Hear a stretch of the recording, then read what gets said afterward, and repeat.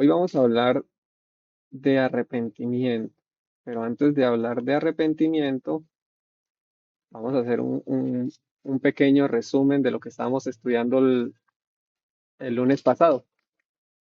El lunes pasado estamos hablando, bueno, el lunes pasado y hoy, el tema es la verdadera conversión y la ley de Dios. Y estábamos dando respuesta el lunes pasado a qué era necesario que se efectuara en nosotros para ir al cielo, para entrar en el cielo. Y por qué era necesario que eso se hiciera en nosotros, que eso se efectuara en nosotros. Decíamos que Jesús le dijo a Nicodemo que es necesario que el hombre nazca de nuevo, de agua y de espíritu. O sea que necesitamos nacer de nuevo para entrar en el reino de los cielos. Y decíamos que era necesario que naciéramos de nuevo porque Pablo en Efesios 4, 22 al 24 dice que estamos vestidos de un viejo hombre que está viciado de deseos engañosos y que ese viejo hombre o esos deseos engañosos no provienen de Dios, sino que provienen del mundo. Y esos son los deseos de la carne, los deseos de los ojos y la vanagloria de la vida. Y que el mundo está bajo el maligno. O sea que este viejo hombre está bajo el maligno.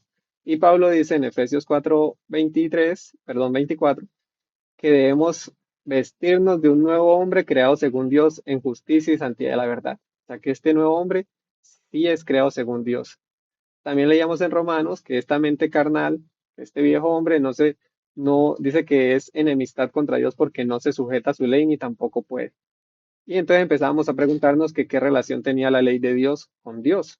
Para el hecho de que si no me sujeto a su ley, entonces, ¿por qué me hace enemigo de Dios? Y decía que los que viven según la carne, pues no pueden agradar a Dios. Entonces mirábamos que vivir según la carne era producir obras como lujuria, celos, contiendas, pleitos, eh, todas estas cosas. Y que Pablo dice que los que practican esas cosas no heredarán el reino de los cielos. Entonces empezamos a mirar nuevamente, o decíamos que la ley es un reflejo del carácter de Dios. Y les decía que eso simplemente quiere decir que la ley comparte ciertas cualidades, características que tiene Dios. Veíamos que Dios es eterno, la ley es eterna, Dios es santo, la ley es santa, Dios es justo, la ley es justa, Dios es bueno, la ley es buena, Dios es perfecto, la ley es perfecta. Y decíamos que Dios es amor y el cumplimiento de la ley es el amor. Porque si el cumplimiento de la ley es el amor y veíamos que el Espíritu Santo es quien produce ese amor, entonces necesito que el Espíritu Santo more en mí para poder sujetarme a esa ley. Necesito nacer de agua y de espíritu para sujetarme a una ley espiritual, porque veíamos que Dios es espíritu y la ley es espiritual también. ¿Listo? Entonces, por eso era necesario ese nuevo nacimiento. Ahora la cuestión es, ¿cómo nos lleva Dios a ese nuevo nacimiento? Y vamos a empezar en el versículo que terminamos el lunes pasado, que es Hechos 2:38. Hechos 2:38. Denme un momento por acá. Entonces, Hechos 2:38 dice, Pedro les dijo, arrepentíos y bautícese cada uno de vosotros en el nombre de Jesucristo para perdón de los pecados y recibiréis el don del Espíritu Santo. Entonces aquí vemos, nuevamente, necesitamos al Espíritu Santo para poder guardar una ley que es espiritual, para poder guardar una ley que el cumplimiento es el amor y el Espíritu Santo es el que produce el amor. Lo leímos en Gálatas 5:22. Y para recibir ese Espíritu Santo, Pedro les está diciendo a los judíos, antes de esto les dijo, este es uno de los primeros discursos de Pedro, cuando el Espíritu Santo fue derramado sobre los discípulos, Pedro les dice que a Jesús, a quien ellos crucificaron, es el Cristo. Entonces, el versículo anterior dice, perdón, dice, al oír esto se compungieron de corazón, o sea, se conmovieron y dijeron a Pedro y a los otros apóstoles, varones hermanos, ¿qué haremos? Y entonces Pedro les dice, arrepentíos y bautiz. O sea que son dos cosas necesarias, arrepentimiento y bautismo. Decíamos que el bautismo lo conocemos todos, pero ¿qué hay del arrepentimiento? ¿Cómo es ese arrepentimiento para recibir al Espíritu Santo?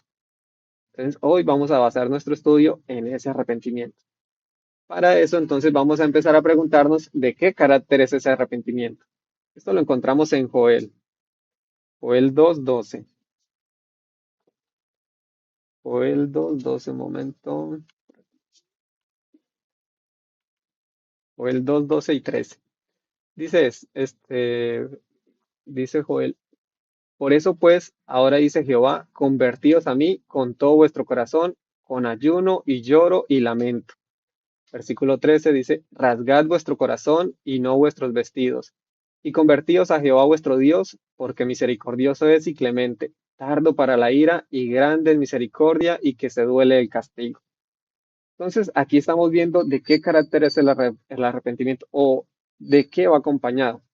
Dice el versículo 12, convertíos a mí con todo vuestro corazón, con ayuno, lloro y lamento. O sea que ese arrepentimiento, esa conversión va acompañada de tristeza, lloro y lamento. Eso es sinónimo de tristeza, ¿cierto? Y bueno, ¿qué entendemos primero por arrepentimiento? Les coloco este caso. Si uno va caminando hacia cierto lugar y sabe que en ese lugar le va a pasar algo malo a y uno se arrepiente, ¿uno qué hace? Pues se regresa, ¿cierto? Entonces, el arrepentimiento tiene que ver con un cambio de dirección. Si nuestra vida va hacia cierta dirección, sabemos que la paga del pecado es la muerte, entonces, y me arrepiento, pues debe haber un cambio en la dirección de mi vida. Pero aquí dice que debe ir acompañado de tristeza. Pero esa tristeza debe ser motivada por algo, ¿cierto? Y a Dios le interesa o le importa lo que motiva nuestro arrepentimiento.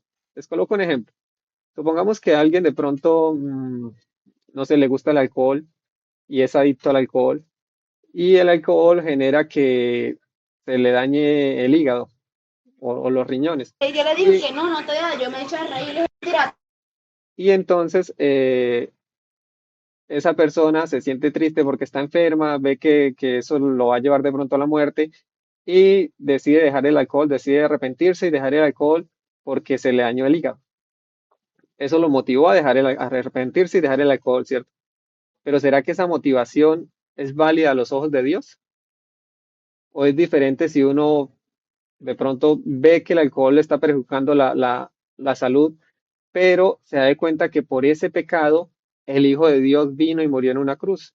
Que ese pecado causó la muerte del Hijo de Dios. Y ahora yo veo el ver la enormidad de ese pecado me lleva a sentir tristeza por haber causado la muerte del Hijo de Dios. Y eso me lleva a arrepentirme. Son dos motivaciones diferentes. Entonces aquí vemos que debe ir acompañado de tristeza. La Biblia también nos muestra que hay dos clases de tristezas y la encontramos en Segunda de Corintios. En un momento, Segunda de Corintios, capítulo 7, versículo 10.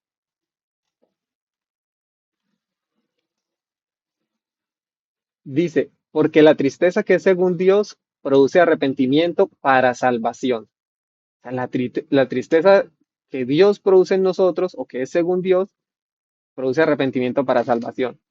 Dice de que no hay que arrepentirse, o sea, no hay que arrepentirnos de sentir esta tristeza. Pero dice que la tristeza del mundo produce muerte. Hay una tristeza que viene de Dios y hay una tristeza que viene del mundo. Muchas veces en el mundo no le encontramos sentido a la vida. Muchas veces queremos de pronto acabar con nuestra vida. Por eso vemos tantas personas que terminan con su vida, porque se dejan llevar por esta tristeza del mundo.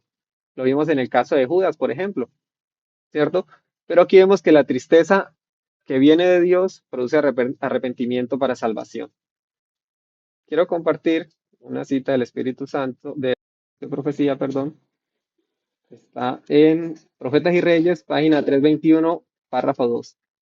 Dice, cuando el hombre ha pecado contra un Dios santo y misericordioso, no puede seguir una conducta más noble que la que consiste en arrepentirse sinceramente y confesar sus errores con lágrimas y amargura en el alma. Nuevamente, confesión de nuestros pecados, de nuestros errores, con tristeza. Dice aquí lágrimas y amargura en el alma.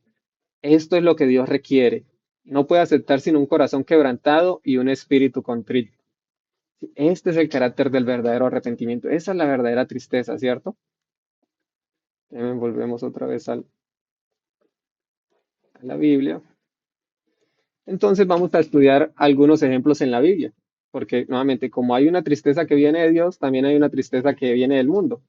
Entonces hay un arrepentimiento verdadero, pero también hay un falso arrepentimiento.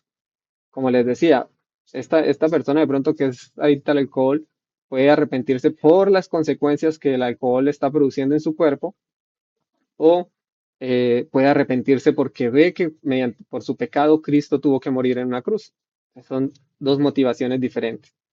Vamos a estudiar primero el caso de David.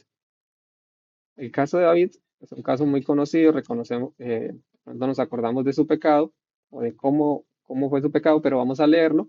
Vamos a leer segunda de Samuel, capítulo 11, versículo 2 al 17. Dice,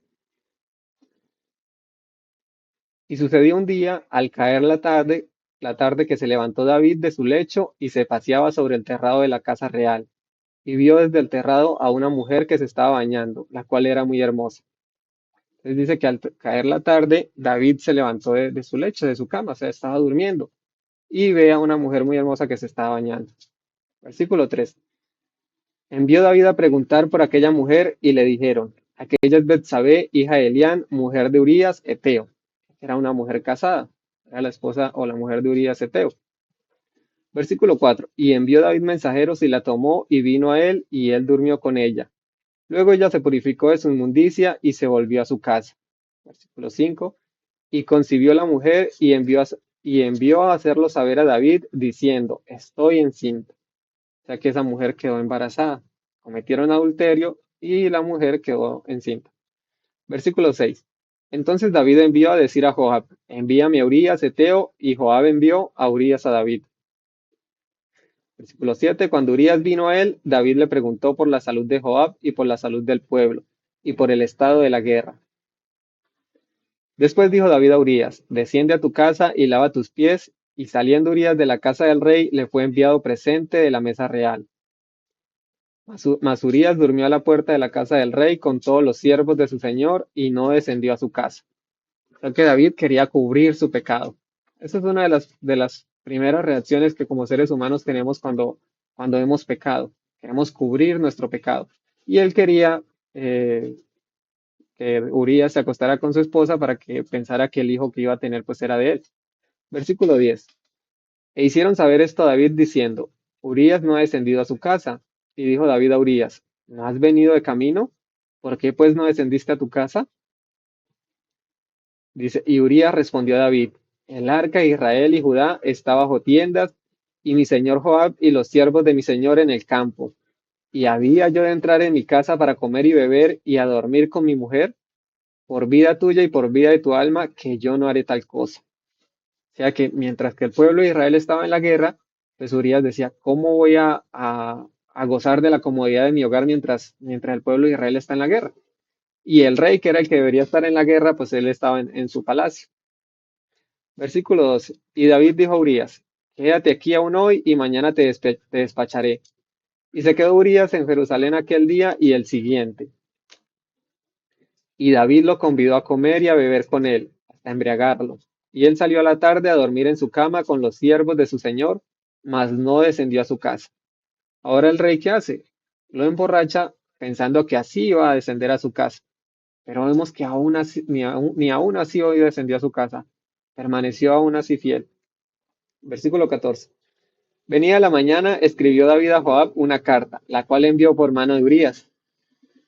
Y escribió en la carta diciendo, poned a Urías al frente, en lo más recio de la batalla, y retiraos de él para que sea herido y muera. Versículo 16. Así fue que cuando Joab sitió la ciudad, puso a Urías en el lugar donde sabía que estaban los hombres más valientes. Y saliendo luego los de la ciudad, pelearon contra Joab, y cayeron algunos del ejército de los siervos de David, y murió también Urías, Eteo. Entonces vemos que David no solo comete adulterio, sino también asesinato, porque por orden suya murió Urías prácticamente. Entonces, a nuestra vista, según nuestra manera de juzgar, este es un pecado enorme, ¿cierto? Pero vamos a ver, Dios envía al profeta Natán para amonestar a su siervo. Vamos a ver qué le dice el profeta Natán a David. Esto está en 2 de Samuel 12, versículo 1 al 7. Dice, Jehová envió a Natán a David y viniendo a él le dijo, o sea que Natán empieza a contarle una historia a David. Dice, había dos hombres en una ciudad, el uno rico y el otro pobre. El rico tenía numerosas ovejas y vacas, pero el pobre no tenía más que una sola corderita, que él había comprado y criado, y que había crecido con él y con sus hijos juntamente, comiendo de su bocado y bebiendo de su vaso, y durmiendo en su seno, y la tenía como a una hija. O sea que el pobre solo tenía una corderita que amaba como una hija, mientras que el rico tenía muchos animales. Sigue diciendo el versículo 4. Y vino uno de camino al hombre rico, y éste no quiso tomar de sus ovejas y de sus vacas para guisar para el caminante que había venido a él, sino que tomó la oveja de aquel hombre pobre y la preparó para aquel que había venido a él. O sea que este hombre rico, en lugar de tomar de sus muchos animales, le quita la corderita a aquel hombre pobre. Entonces se encendió el furor de David en gran manera contra aquel hombre, y dijo a Natán, vive Jehová que el que tal hizo es digno de muerte. Ya que David condenó de una vez a aquel hombre. Y debe pagar la cordera con 4 tantos, porque hizo tal cosa y no tuvo misericordia. Dice el versículo 7. Entonces dijo Natán a David, tú eres aquel hombre. Así ha dicho Jehová, Dios de Israel, yo te ungí por rey sobre Israel y te libré de la mano de Saúl. Entonces, después de que Natán le cuenta esta historia a David, dice que David se enojó muchísimo y dice que aquel hombre es digno de muerte. Pero Natán le dice, ese hombre eres tú. Realmente porque era el rey de Israel, pero se acostó con la esposa de Urías. Entonces, eh, vamos a ver la reacción de David. ¿Cómo reacciona David a esto? Eso está en el versículo 13. Dice, entonces dijo David a Natán, pequé contra Jehová. Y Natán dijo a David, también Jehová ha remitido tu pecado, no morirás. Entonces vemos que David reconoce su pecado. Una de las primeras cosas que debemos hacer es reconocer nuestro error, reconocer nuestro pecado. Y dice que Natán le dice que también Jehová ha remitido su pecado. Dios ha perdonado su pecado. Pero vamos a ver cómo fue ese arrepentimiento, qué pasó en David. Vamos a ver, a leer en Patriarca y Profetas, página 712, párrafo 2, dice por acá. Dice Patriarca y Profetas, nuevamente página 712, párrafo 2. El reproche del profeta conmovió el corazón de David. Se despertó su conciencia y su culpa le apareció en toda su enormidad. Su alma se postró en penitencia ante Dios, con labios temblorosos exclamó, pequé contra Jehová. Entonces vemos que, primero que todo, David se da cuenta de la enormidad de su pecado. Dice, de su culpa le apareció en toda su enormidad. Dice que se despertó su conciencia. Ese es el nuevo nacimiento, el arrepentimiento, la conversión.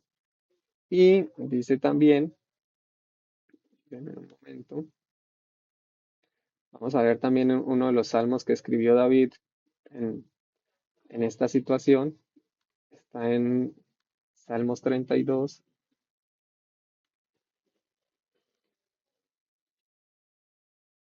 Vamos a leer del 1 al 5. Dice, bienaventurado aquel cuya transgresión ha sido perdonada y cubierto su pecado. Bienaventurado el hombre a quien Jehová no culpa iniquidad y en cuyo espíritu no hay engaño. Mientras callé, se envejecieron mis huesos en mi gemir todo el día. Entonces vemos que David estaba sintiendo tristeza por ese pecado. Dice que mientras estuvo en silencio, se envejecieron sus huesos en su gemir todo el día.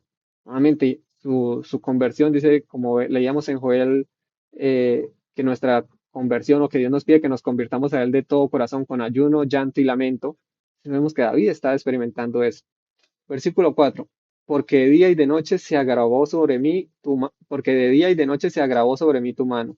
Se volvió mi verdor en sequedades de verano.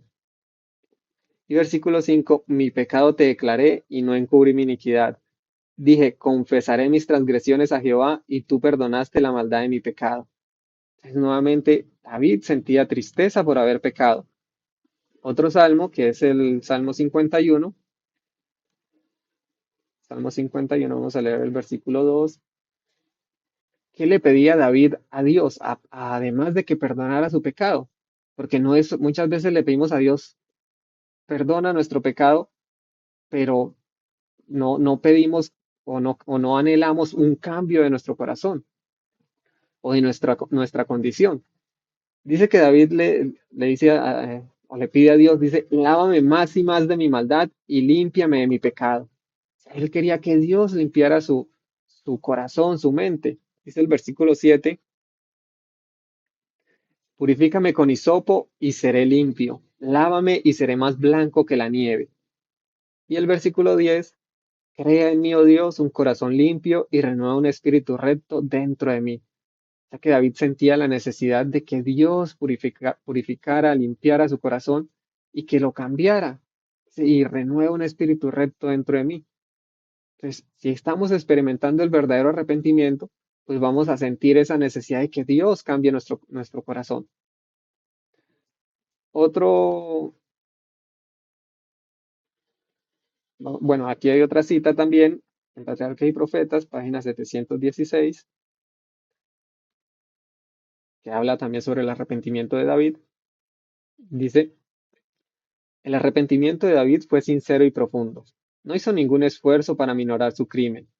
Lo que inspiró su oración no fue el deseo de escapar a los castigos con que se le amenazaba. O sea que él no se arrepintió por causa de las consecuencias. Lo que yo les decía al principio, muchas veces nos arrepentimos, pero es por las consecuencias que el pecado trae sobre nosotros. Dice, pero vio la enormidad de su transgresión contra Dios, vio la depravación de su alma y aborreció su pecado. Nuevamente, otra característica del verdadero arrepentimiento es aborrecer nuestro pecado, o sea, un odio hacia el pecado. Dice, no oró pidiendo perdón solamente, sino también pidiendo pureza de corazón. Lo que les decía, no es simplemente pedir que Dios nos perdone, sino sentir la necesidad de que Dios transforme nuestro corazón. Volvemos nuevamente. El otro caso es el caso de Jacob. Eh, Algunos conocemos la historia de Jacob. Jacob, Dios había dicho que el mayor iba a servir al menor y Jacob era el menor entre él y Esaú. Pero él quiso ayudar a Dios y robó la primogenitura. Veamos cómo fue el arrepentimiento de Jacob en ese caso. Dice por acá Patriarca y Profetas, página 182, párrafo 2. Dice, la noche del segundo día le encontró lejos de las tiendas de su padre. Se sentía desechado y sabía que toda esta tribulación había venido sobre él por su propio proceder erróneo. Él sabía que lo que estaba sucediendo era por su culpa. Las tinieblas de la desesperación oprimían su alma y apenas se atrevía a orar. Sin embargo, estaba tan completamente solo que sentía como nunca antes la necesidad de la protección de Dios. Llorando y con profunda humildad, realmente, tristeza por el pecado, confesó su pecado, la confesión, y pidió que se le diera alguna evidencia de que no estaba completamente abandonado. Pero su corazón agobiado no encontraba alivio. Había perdido toda confianza en sí mismo y temía haber sido desechado por el Dios de sus padres. Pero Dios no abandonó a Jacob. Su misericordia alcanzaba todavía a su errante y desconfiado siervo. Compasivamente el Señor reveló a Jacob precisamente lo que necesitaba, un Salvador. Había pecado, pero su corazón se llenó de gratitud cuando vio revelado un camino por el cual podría ser restituido a la gracia de Dios. Entonces, nuevamente, Jacob sintió tristeza por el pecado, confesó su pecado y Dios le mostró que había un camino para alcanzar nuevamente o ser restituido nuevamente a la gracia de Dios. El siguiente caso es el caso de Pedro. Estamos viendo ejemplos del verdadero arrepentimiento. Ya hemos visto que va acompañado de tristeza, de dolor por ese pecado, acompañado de confesión, de reconocer nuestro error, va acompañado de anhelar un cambio en nuestro corazón. Y en este caso, el de Pedro, todos sabemos que el pecado de Pedro fue que negó a Jesús. Vamos a ver qué hizo Pedro en ese momento. Lucas 22:61. 22:61 y 62.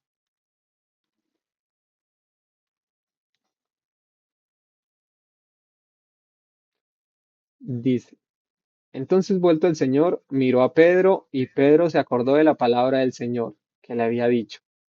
Antes que el gallo cante, Antes que el gallo cante, me negarás 3 veces. Y Pedro, saliendo fuera, lloró amargamente. Nuevamente, tristeza por el pecado. Ahora vamos a ver qué nos dice el espíritu de profecía sobre este caso. Esto está en El deseo de todas las gentes, página 659, párrafo 3. Dice, al ver ese rostro pálido y doliente, esos labios temblorosos, esa mirada de compasión y perdón, su corazón fue atravesado como por una flecha. Su conciencia se despertó. Nuevamente, un despertar de la conciencia. Reconocer o darnos cuenta de la enormidad del pecado. Sucedió en el caso de David, ahora lo vemos aquí en el caso de Pedro.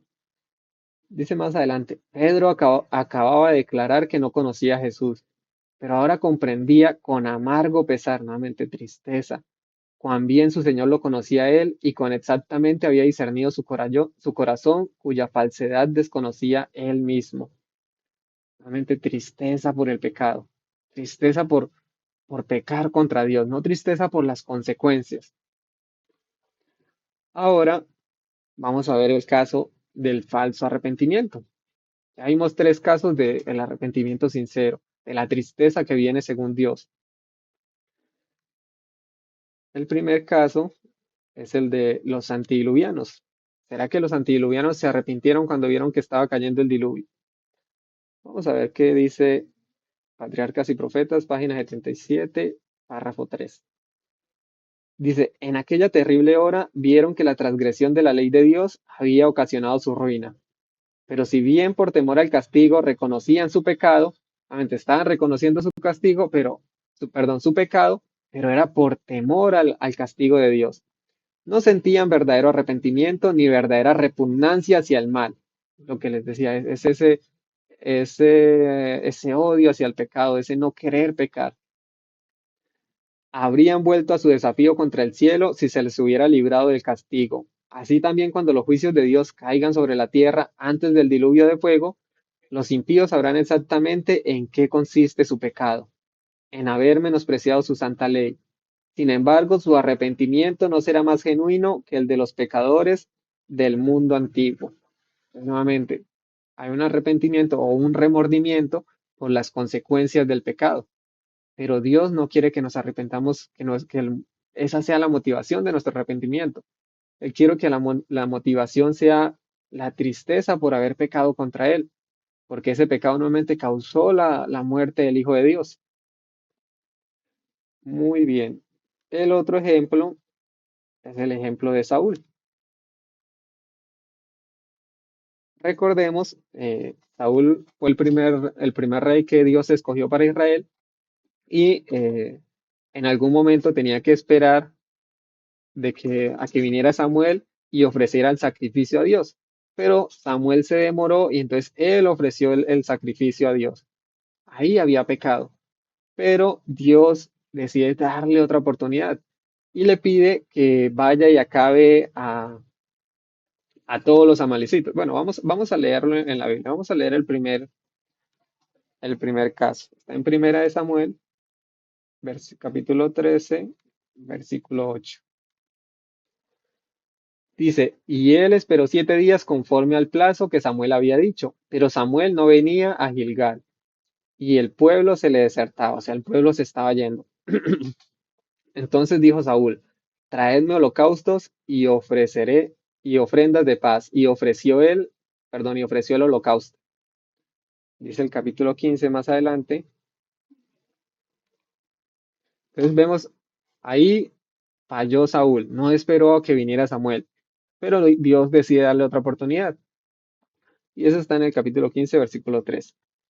Dice, ve pues y hiere a Amalek y destruye todo lo que tiene y no te apiades de él. Mata a hombres, mujeres, niños y aun los de pecho, vacas, ovejas, camellos y asnos. Saúl pues convocó al pueblo y les pasó revista en Telaín, 200.000 de a pie y 10.000 hombres de Judá. Dice el versículo 9 más adelante. Entonces, Saúl debía ir y acabar con todos los amalecitas. Recordemos que los amalecitas fueron los que salieron a combatir a Israel cuando venía en el desierto. y dice la Biblia que les acabó la retaguardia, o sea, los que más débiles venían, los ancianos. Y entonces Dios dijo que en algún momento debían cosechar pues lo que habían sembrado, debía hacerse justicia. Y fue paciente todo ese tiempo esperando a ver si se arrepentían, a ver si buscaban de Dios. Pero en algún momento la misericordia o la gracia de Dios llegó a un límite. Entonces le dice a Saúl que vaya y acabe con todos. Vamos a ver qué hizo Saúl, versículo 9. Y Saúl y el pueblo perdonaron a Agag, a lo mejor de las ovejas y del ganado mayor, de los animales engordados, de los carneros y de todo lo bueno. Y no lo quisieron destruir, mas todo lo que era vil y despreciable destruyeron. Entonces vemos que David no obedeció la orden. Dejó vivo al rey y escogieron los mejores animales y los dejaron vivos también. Vamos entonces ahora a ver cómo fue el arrepentimiento de Saúl. Dice el capítulo 15, versículo 24. Dice, entonces Saúl dijo a Samuel, yo he pecado. Entonces vemos que él reconoció su error, reconoció su pecado. Pues he quebrantado el mandamiento de Jehová y tus palabras, porque temí al pueblo y consentí a la voz de ellos. Perdona pues ahora mi pecado. Entonces vemos que él reconoce su pecado, pero le echa la culpa al pueblo. Dice que porque temió al pueblo y siguió o consintió la voz de ellos. Vamos a ver qué dice el versículo 30. ¿Qué quería verdaderamente o qué causó o qué motivó el arrepentimiento de Saúl? Dice, y él dijo, yo he pecado, pero te ruego que me honres delante de los ancianos de mi pueblo y delante de Israel y vuelvas conmigo para que adore a Jehová tu Dios. Entonces, Samuel le había dicho que el reino iba a ser quitado de su mano, que iba a ser entregado a otro. Y esas eran las consecuencias de su pecado. Aquí vemos que Saúl reconoce su pecado, pero le echa la culpa al pueblo y ahora quiere que lo perdonen, pero dice, pero te ruego que me honres delante de los ancianos de mi pueblo. O sea, quería que Samuel lo acompañara delante de los ancianos del pueblo para que el pueblo mirara que el profeta aún apoyaba a su rey. O sea que la motivación de su arrepentimiento eran las consecuencias del pecado. No, no sintió tristeza por pecar contra Dios, no sintió esa repugnancia por el pecado. Entonces, son dos arrepentimientos diferentes. Uno es nuevamente, se produce o se motiva por pecar contra Dios, reconocernos la enormidad del pecado, reconocer nuestra condición, y otro se produce por las consecuencias del pecado, que era el caso acá de Saúl. ¿Listo? Entonces aquí tenemos dos casos. El otro caso también podría ser el de Judas. Judas pecó, pero nuevamente la tristeza del mundo que produce muerte. Él no sintió tristeza por haber pecado contra el Hijo de Dios, sino que sintió tristeza por haber entregado a un inocente. Y fue y se quitó la vida. Ahora la pregunta es, ¿cómo sabemos si nosotros hemos experimentado ese verdadero arrepentimiento en nosotros? Entonces, ¿estamos sintiendo tristeza nosotros por el pecado? ¿Qué sentimos cuando de pronto decimos una mentira? Porque decir mentiras es pecado. ¿Qué sentimos cuando usamos el nombre de Dios en vano? Una de las primeras experiencias que recuerdo, después de que experimenté esa conversión, ese arrepentimiento, recuerdo que estaba hablando por celular con un familiar y se me dio por decir un chiste y en el chiste se nombraba a Dios. Y nuevamente el Espíritu Santo nos convence de pecado, dice la palabra de Dios. De una vez el Espíritu Santo, de una vez llegó esa convicción de que había pecado. ¿Y qué me tocó hacer? Irme, arrodillarme nuevamente con tristeza y pedirle perdón a Dios por eso. Entonces muchas veces decimos mentiras, muchas veces incluso vemos medios o consumimos media, redes sociales, películas, series, novelas, donde se dicen mentiras, donde se blasfema el nombre de Dios y nosotros nos sentimos igual. Entonces debemos preguntarnos, ¿verdaderamente estoy sintiendo la tristeza por el pecado? O sea, soy consciente de la enormidad del pecado, porque por el pecado fue que Cristo, el Hijo de Dios, tuvo que morir en una cruz. Miren lo que dice el Espíritu de Profecía en Mensajes para los jóvenes, página 239, párrafo 4. Cuando estemos vestidos con la justicia de Cristo, no nos deleitaremos en el pecado. O sea, no estaremos viviendo en una vida de pecado, o sea, pecando continuamente. Dice, pues Cristo estará trabajando con nosotros. Podremos cometer errores, podremos caer, podremos pecar. Dice, pero odiaremos el pecado que causó el sufrimiento del Hijo de Dios. Ahí está la diferencia. Cuando cometemos errores, vamos a odiar ese pecado, porque por culpa de ese pecado fue que Cristo tuvo que morir en la cruz. Entonces, nuevamente, ¿estamos sintiendo esa repugnancia hacia el pecado? ¿O simplemente estamos de pronto con nuestra conciencia todavía dormida? ¿Listo? Dice por aquí, bueno, esto es un mensaje especial para nuestra iglesia. Recordemos que la iglesia actual es la iglesia de la Odisea. Vamos a leer, vamos a leerlo en Apocalipsis. ¿Qué pasa con esta iglesia? Apocalipsis 3:15.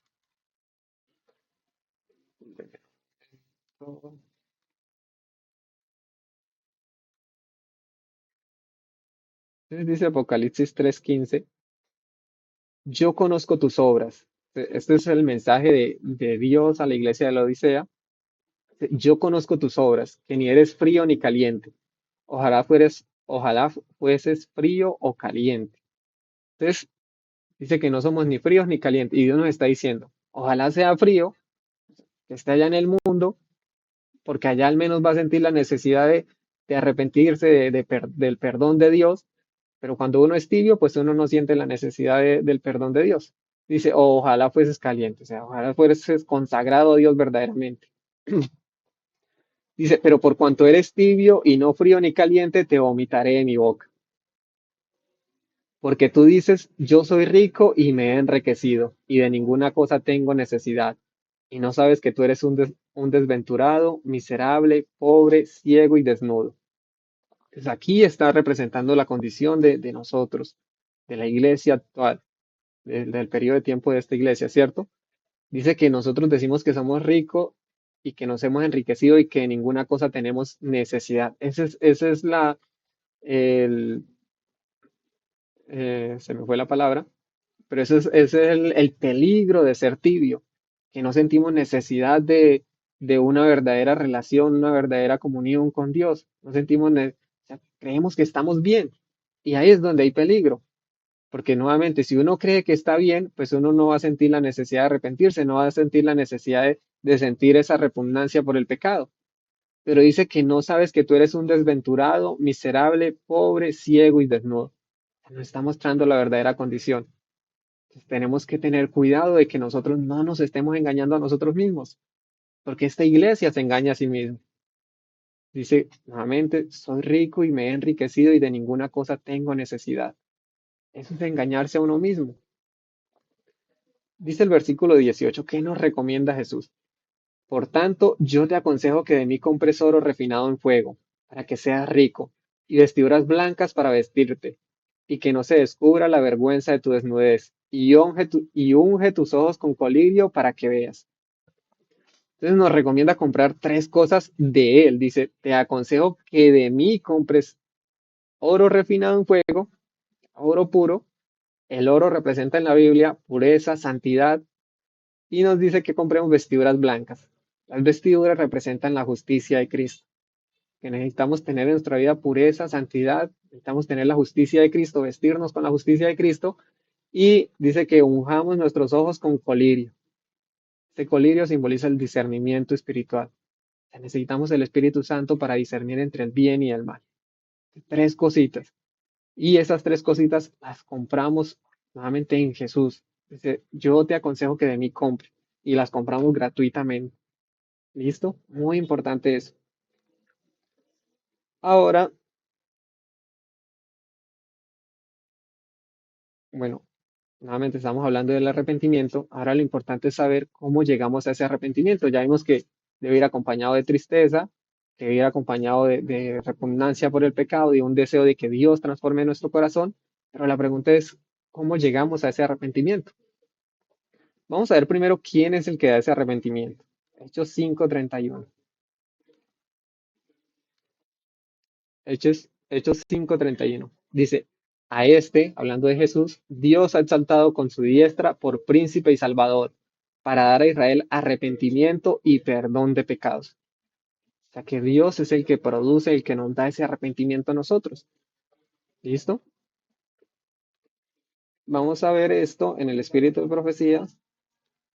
Eso está en el deseado de todas las gentes, página 267, párrafo 3.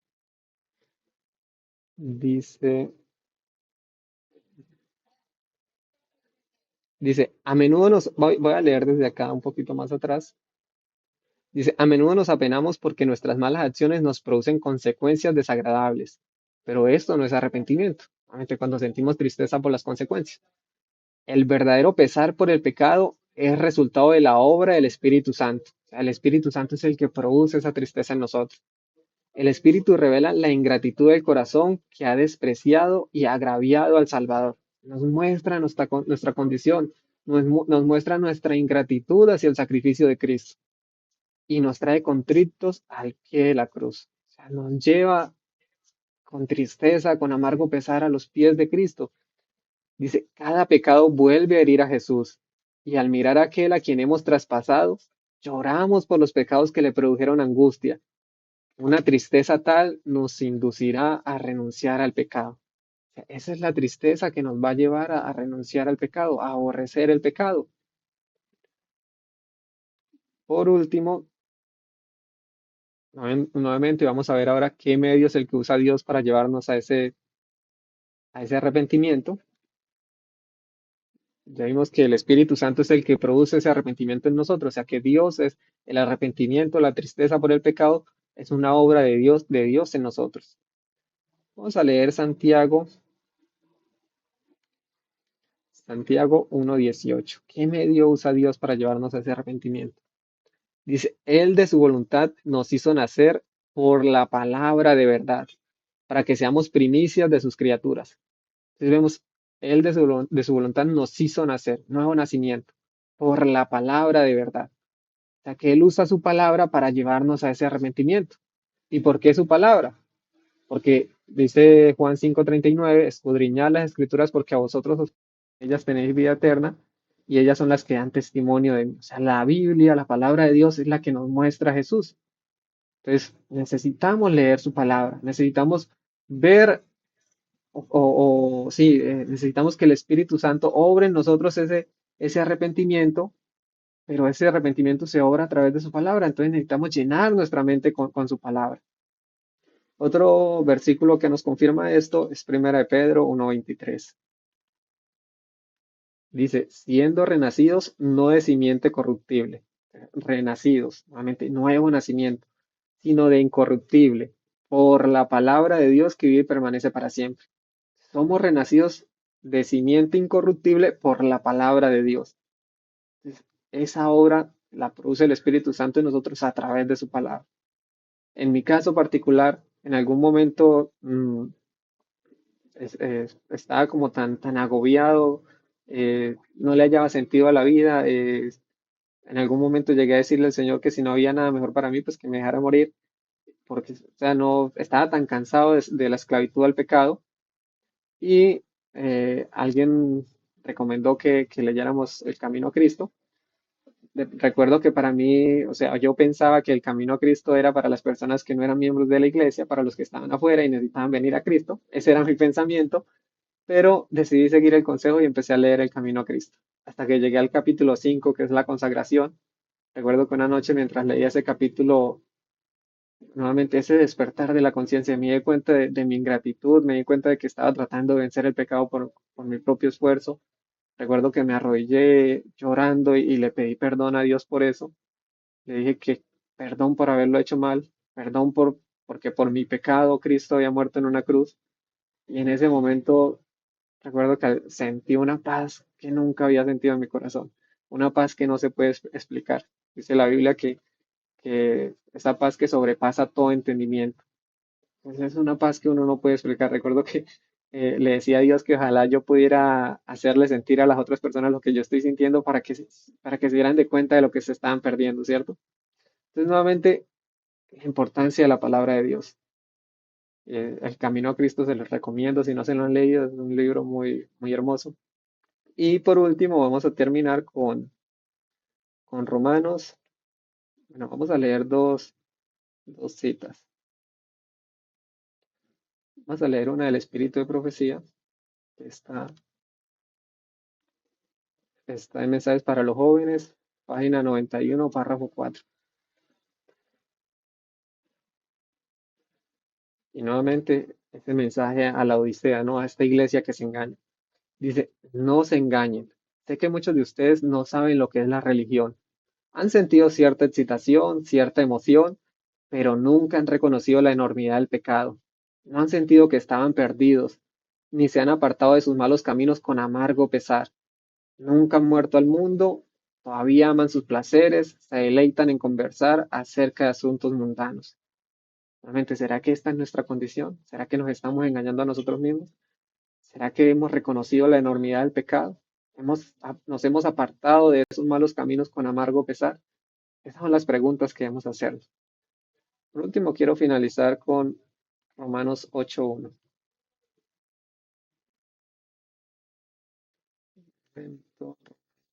8.1. Dice, ahora pues, ninguna condenación hay para los que están en Cristo Jesús, los que no andan conforme a la carne, sino conforme al Espíritu. Esa es la promesa de Dios para nosotros. Si hemos experimentado ese nuevo nacimiento, si estamos andando conforme al Espíritu, ahora pues ninguna condenación hay para nosotros. Mi deseo nuevamente es que podamos experimentar ese arrepentimiento, que podamos verdaderamente sentir la paz de Dios. Romanos 5.1 dice que justificados pues por la fe tenemos paz para con Dios. Si somos verdaderamente justificados, vamos a sentir esa paz en nuestros corazones. Entonces, espero nuevamente que este estudio sea bendición para todos. Eh, Hemos hablado nuevamente del nuevo nacimiento en la sesión pasada y en esta sesión. Y el próximo lunes vamos a estar hablando del crecimiento espiritual. Una vez que hemos nacido de nuevo, necesitamos crecer en Cristo, pero necesitamos conocer cómo se da ese crecimiento espiritual, porque la Biblia nos muestra los escalones en ese crecimiento. ¿Listo?